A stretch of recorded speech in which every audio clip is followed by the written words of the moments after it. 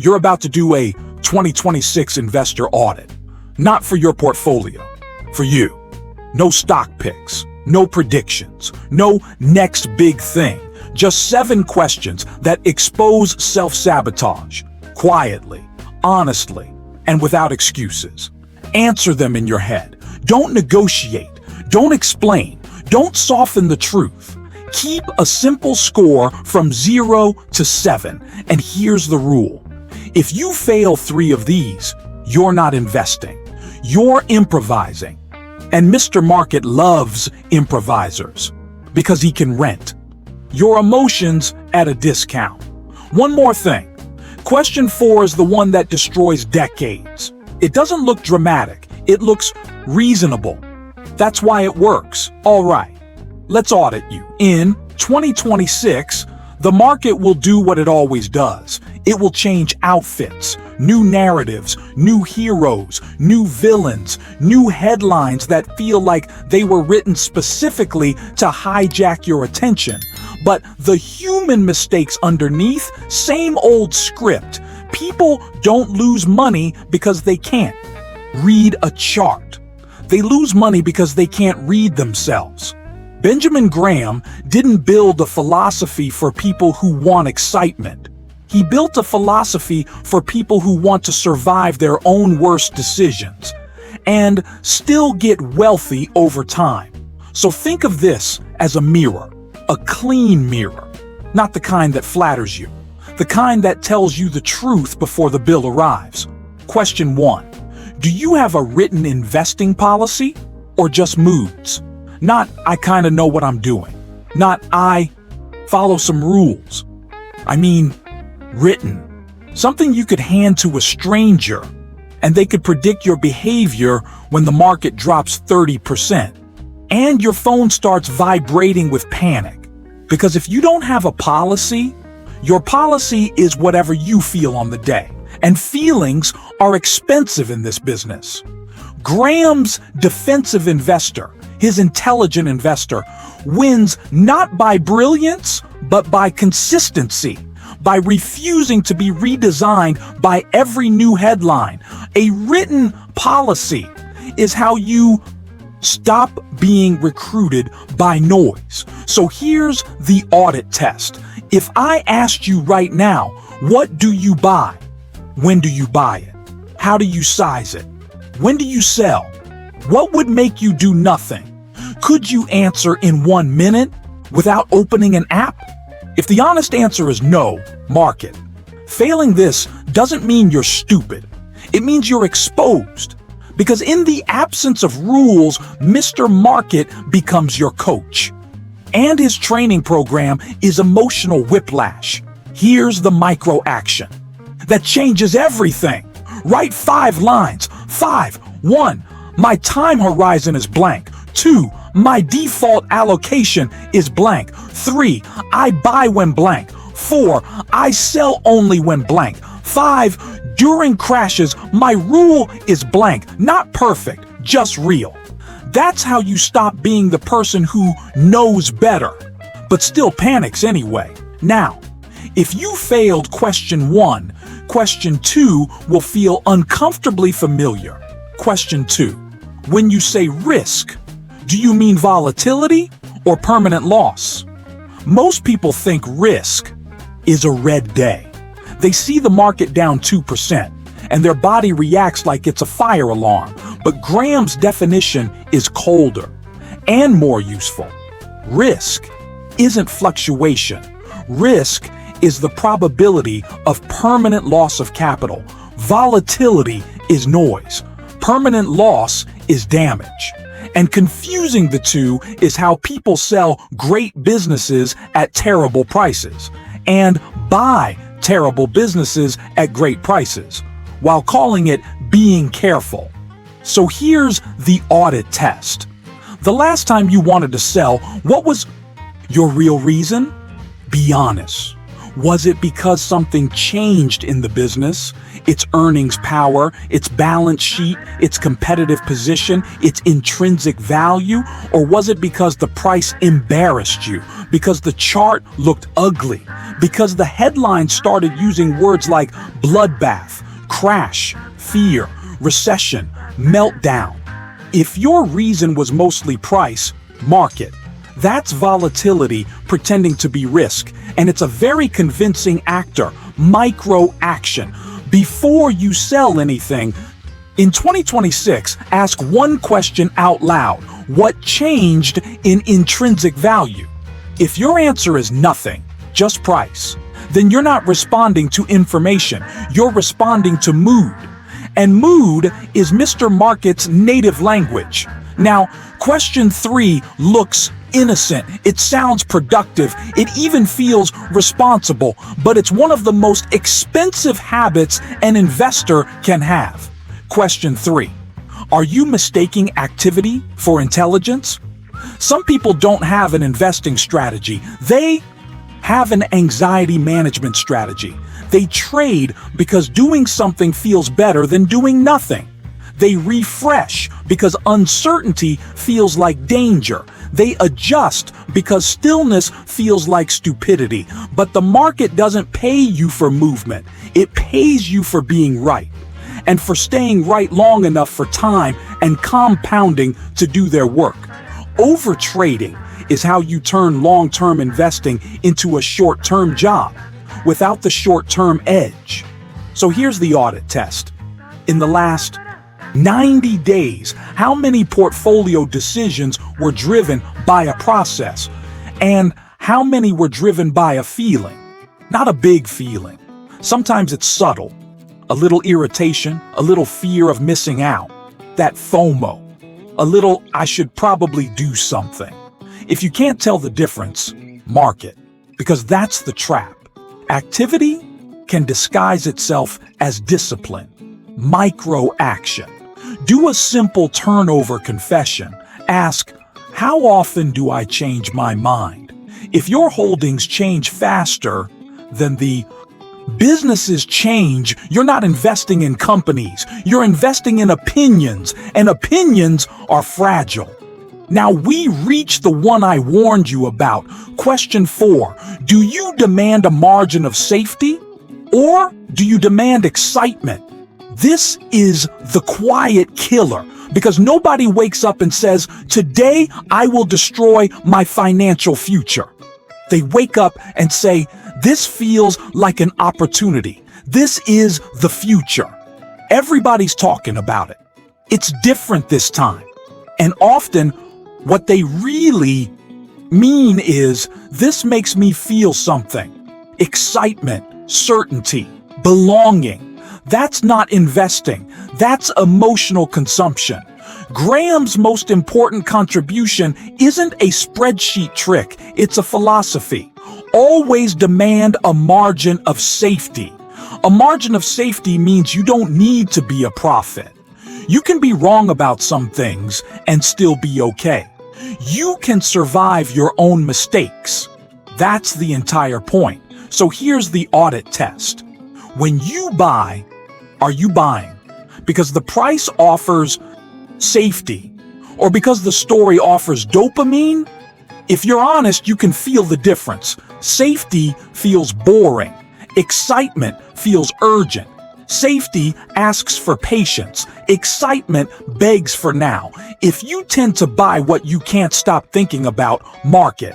That's usually not value whispering. That's price shouting. Micro action. 2 layers. Because margin of safety is not just an investing concept, it's a life concept. Layer 1. In investing, before you buy, you should be able to say, here is my estimate of intrinsic value. Here is why my estimate could be wrong. Here is why the current price still gives me room. You don't need perfect valuation. You need honest thinking. Layer 2. In life, ask, if my income dropped 20% for 6 months, would my life break? If the answer is yes, you're living without margin. And a life without margin turns every market dip into a personal emergency.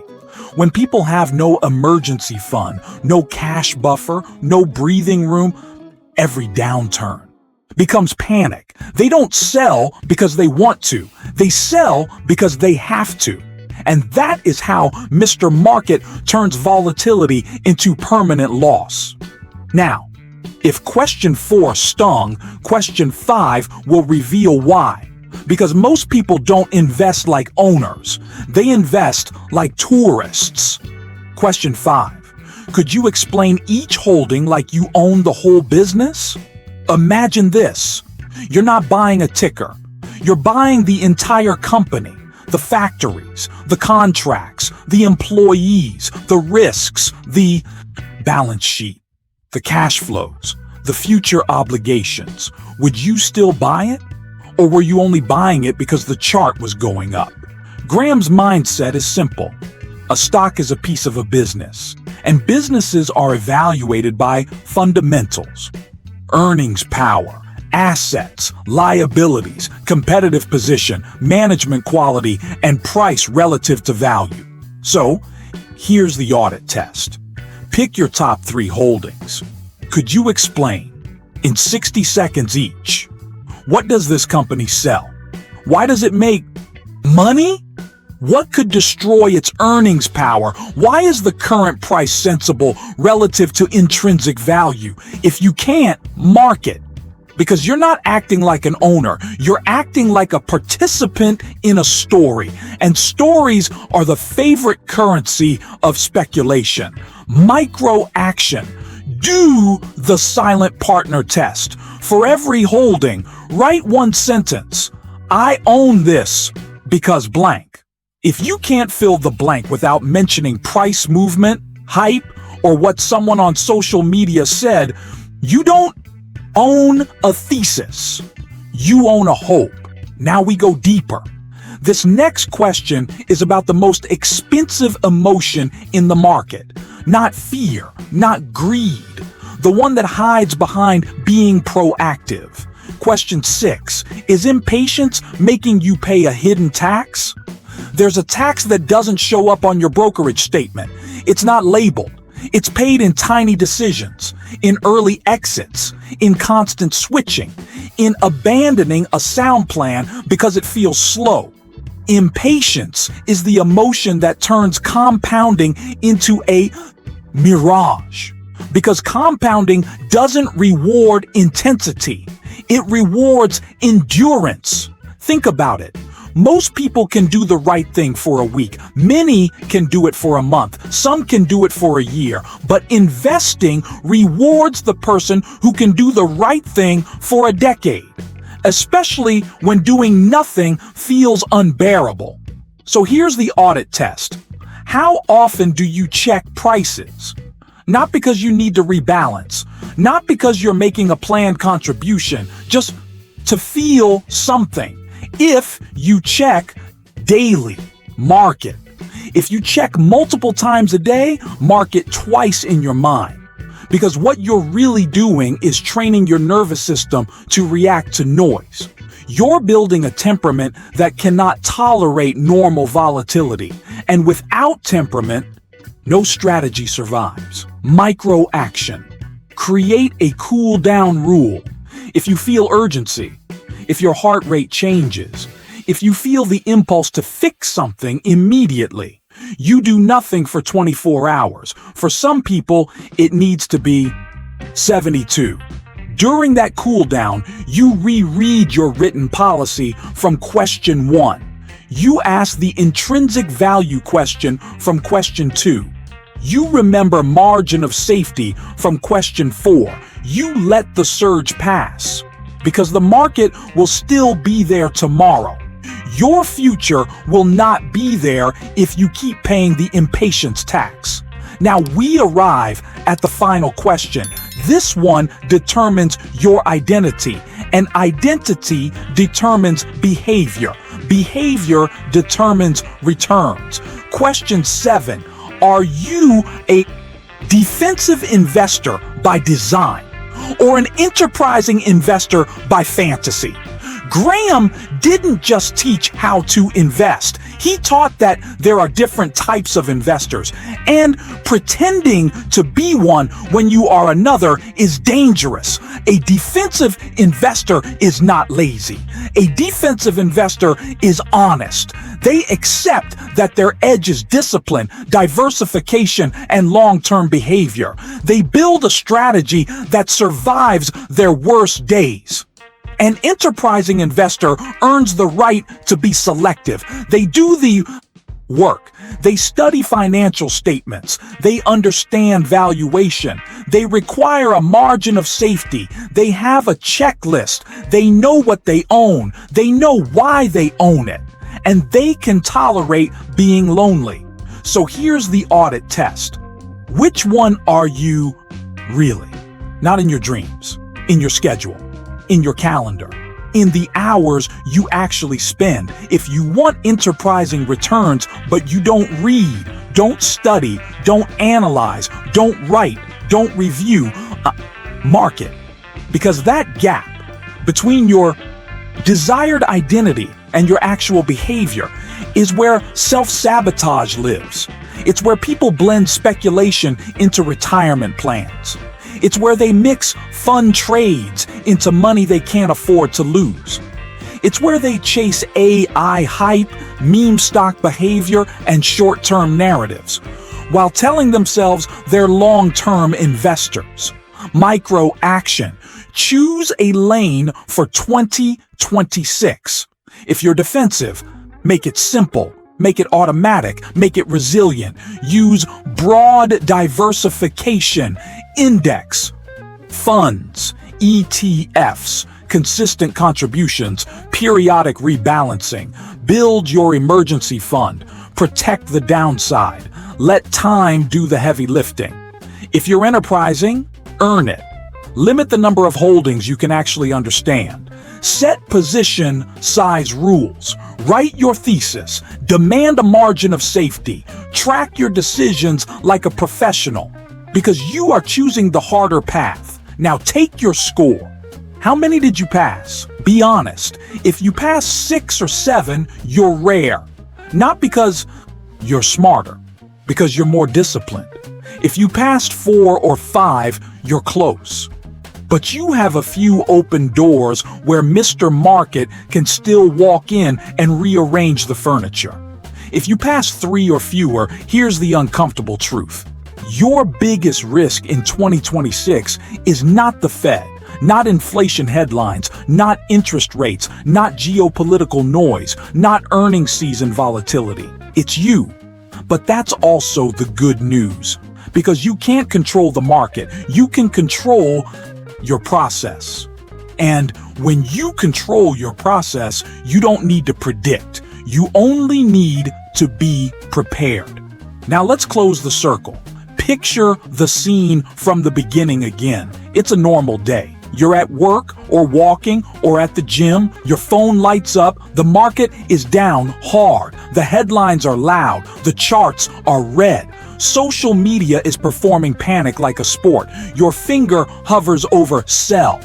In the old version of you, that moment decides your future. A tiny decision under stress, repeated across years, becomes a financial destiny you didn't choose. But in the new version of you, the audit starts running automatically. Do I have a written policy? Is this volatility or permanent loss? Am I acting out of emotion or process? Where is my margin of safety? Do I understand this business? Am I paying the impatience tax? Am I defensive by design or enterprising by fantasy? And something changes, not in the market, in you. Your nervous system calms down because it recognizes the pattern. This is Mr. Market knocking on your door again, offering you a price, offering you a mood, offering you drama. But you don't have to answer every knock. You're not obligated to react. You're not hired to be emotional. You're a part owner of businesses or a disciplined buyer of the market, depending on your lane. Either way, your job is not to predict, it's to prepare. In 2026, the average investor will keep chasing movement. They'll keep paying for excitement. They'll keep calling speculation investing because it sounds nicer. And they'll keep wondering why their results feel like a roller coaster. But the intelligent investor will do something quieter. They'll build a life with margin. They'll build a portfolio with rules. They'll treat prices as offers, not instructions. They'll ignore noise and obsess over process. They'll let time, not luck, do the heavy lifting. Because the real flex in investing isn't a perfect trade. It's a temperament that doesn't break. If you want daily notes that train that temperament, notes that make you harder to manipulate, harder to rush, harder to scare, you know where to find me. And remember, price shouts, value whispers.